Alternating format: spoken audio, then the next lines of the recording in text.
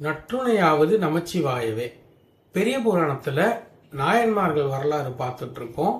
அந்த வரிசையில அடுத்து நம்ம பார்க்க போறது கடல் சூழ்ந்த உலகெல்லாம் காக்கின்ற பெருமான் காடவர்கோன் கழற்சிங்கன் அடியார்க்கும் அடியேன் அப்படின்ற வரியில வர கழற்சிங்க நாயனார் இவரை பத்தி தான் பார்க்க போறோம். சுந்தரர் இவரை பத்தி பாடும்போது கடல் சூழ்ந்த உலகெல்லாம் காக்கின்ற பெருமான் அப்படின்னு சொல்லியிருக்கார். அது என்ன கடல் சூழ்ந்த உலகெல்லாம் காக்கின்ற பெருமான் அப்படின்னு வருதே அப்படின்னு பார்த்தா, இது ஃபர்ஸ்ட் யோசிக்கும் போது சிவனை பத்தி சொல்ற மாதிரி இருக்கும். ஆக்சுவலா என்ன சொல்றார் அப்படின்னா, இவர் ஒரு ராஜா, கழற்சிங்க நாயனார்.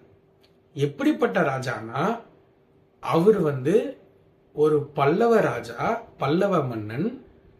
முக்கியமா இவரோட கடற்படை ரொம்ப ரொம்ப பெருசு.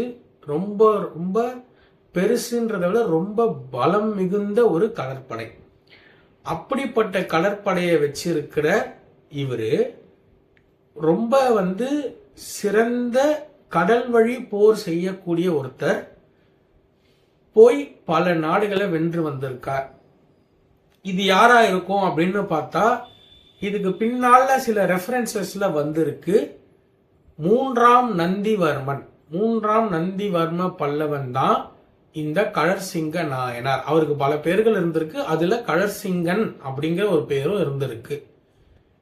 இவர் இவரோட பிறந்த தலம் அப்படின்னு பார்த்தா திருக்கச்சி அப்படின்னு வரும். திருவாரூர்ல பிறந்து வளர்ந்த மாதிரியும் சொல்றாங்க. திருக்கச்சி அப்படின்ற வேர்டு பொதுவா காஞ்சிபுரத்தை குறிக்கும். விக்கிபீடியாலேயோ இல்ல வேற சைவம் சைட்ஸ்லயோ நீங்க போய் பார்த்தீங்கன்னா, திருக்கட்சியில தான் பிறந்தா, திருக்கட்சியில தான் முக்தி அடைஞ்சா அப்படின்னு இருக்கு. கதைப்படி திருவாரூர்ல முக்தி அடைஞ்சிருக்கார், அதுவும் இருக்கு.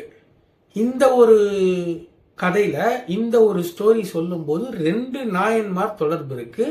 இவரை பத்தி சொல்லும் போது இவரோட கதையிலேயே இன்னொரு நாயன்மாரும் வந்துடுறார். அவருக்குன்னு தனியா ஒரு வீடியோ போடுற அளவுக்கு இல்லை, ஏன்னா இதுலயே வந்துருது. அந்த ரெண்டு பேருமே ஒரே ஸ்டோரியில இருக்காங்க. அவர் தான் செருத்துணையார்.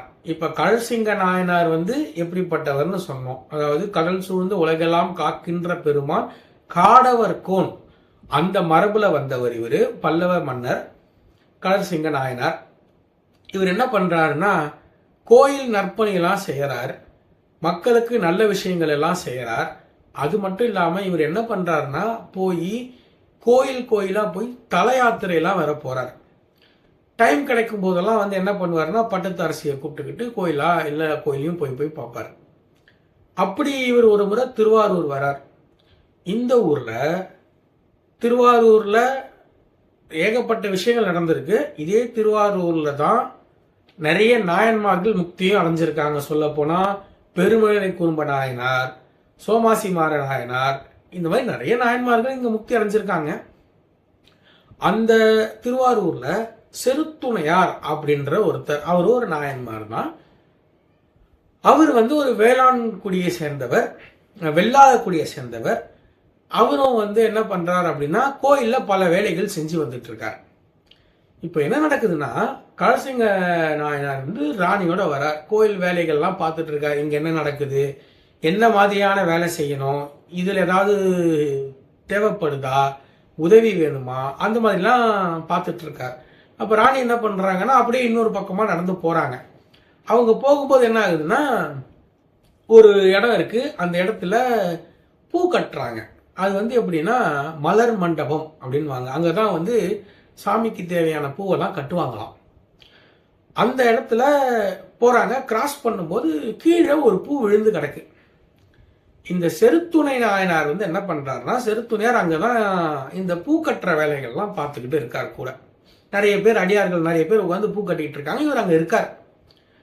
இப்ப என்ன நடக்குதுன்னா, கீழே இருந்த பூவை இவங்க பார்த்த உடனே எடுத்து, இது சாமிக்கான பூ தான் அப்படின்றத புரிஞ்சுக்கிட்டு எடுத்துட்டு போய் அங்க வச்சிருக்கலாம், இல்லைன்னா தள்ளி நகர்ந்து போயிட்டு இருக்கலாம். ஆனா அவங்க என்ன பண்றாங்கன்னா, எடுத்து அந்த பூவை முகர்ந்து பார்த்துடுறாங்க, ஸ்மெல் பண்ணி பார்த்துடுறாங்க. இதை பார்த்த உடனே செருத்துணையாருக்கு பயங்கர கோபம் வந்துடுது. இறைவனுக்கு பூ கட்டிக்கிட்டு இருக்கோம், அந்த பூவை நீங்க இப்படி எடுத்து முகர்ந்து பார்த்தா அது எச்சில் பட்டதுக்கு சமம் அப்படிங்கிற ஒரு கோபம் அவருக்கு வந்துடுது. உடனே என்ன பண்றாருன்னா அவரோட உடைவாளை எடுத்து டக்குன்னு அந்த மூக்கை அறுத்துடுறார். ராணியோட மூக்கை அறுத்துடுவார். ரத்தம் ஒழுவி நின்றுட்டு இருக்காங்க. கூட வந்து ராணினா கூட கொஞ்சம் லேடிஸ்லாம் வருவாங்க இல்லையா, அந்த மாதிரி கூட வந்த பெண்கள்லாம் ஆச்சரியத்தில் பார்க்குறாங்க. அங்கேருந்து அடியார்கள்லாம் பார்க்குறாங்க. ராஜா அங்கேருந்து வராரு, இங்கே என்ன கூட்டமாக இருக்குது அப்படின்னு சொல்லிட்டு அவர் இந்த பக்கமாக வரும்போது பார்க்குறாரு. பார்த்தா ராணி மூக்கருந்து நிற்கிறாங்க. இவர் கையில் வாள், ரத்தம் இருக்கு. அவர் பார்த்துட்டு என்ன நடந்தது அப்படின்ற மாதிரி கேட்குறாரு. கேட்ட உடனே செருத்துணையார் சொல்கிறார் நடந்த விஷயத்த. இந்த மாதிரி இவங்க எடுத்து ஸ்மெல் பண்ணாங்க, அதனால நான் இந்த மாதிரி அறுத்துட்டேன் அப்படின்னு. ராஜா பார்த்துட்டு பெரிய தவறு செஞ்சிட்டீங்க. இவர் உடனே யோசிக்கிறார், நம்மளை பற்றி தான் ஏதோ சொல்ல போகிறாரு அப்படின்ட்டு. பூவை முகர்ந்த மூக்கை வெட்டினீங்களே, அதை முதல்ல எடுத்த கையெல்லாம் வெட்டி இருக்கணும் அப்படின்ற ஒரு வார்த்தையை சொல்லி தன் வாளை எடுத்து ராணியோட கையை வெட்டிடுவார். அதாவது ஒரு ராணியே இருந்தாலும் தவறு செஞ்சா தண்டிக்கணும்னு செருத்துணையார். அவர் வந்து ராஜாவும் கிடையாது, ஒரு சாதாரண ஒரு மனிதன். அவர் வந்து சிவபக்தி எந்த அளவுக்கு இருந்திருந்தா தன் வாளை எடுத்து ராணியா இருந்தாலும் பரவாயில்ல பின் விளைவுகளை யோசிக்காம வெட்டியிருப்பார். இது ஒரு பக்கம்.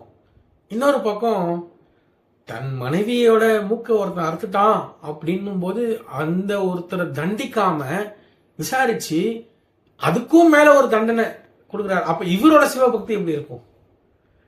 இவர் தான் கழற்சிங்க நாயனார். அந்த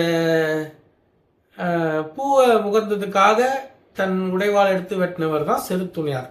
இந்த இடத்துல தான் ராணி தன் தவறை உணர்ந்து ஃபீல் பண்றாங்க.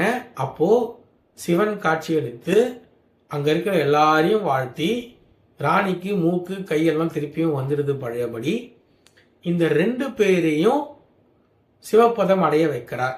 கழற்சிங்க நாயனார், அது மட்டும் இல்ல செருத்துணை நாயனார். இந்த 2 பேருமே முக்தி அடைகிறாங்க இந்த ஊர்ல தான். இப்படிதான் இவங்க திருவாரூர்ல முக்தி அடைஞ்சாங்க. இவங்க தான் நம்ம கழற்சிங்க நாயனாரும் செருத்துணை நாயனாரும். 2 பேரோட கதையும் ஒரே ஒரு கதையில வந்துருச்சு. இன்னொரு நாயன்மாரை பத்தி இன்னொரு வீடியோல பார்க்கலாம்.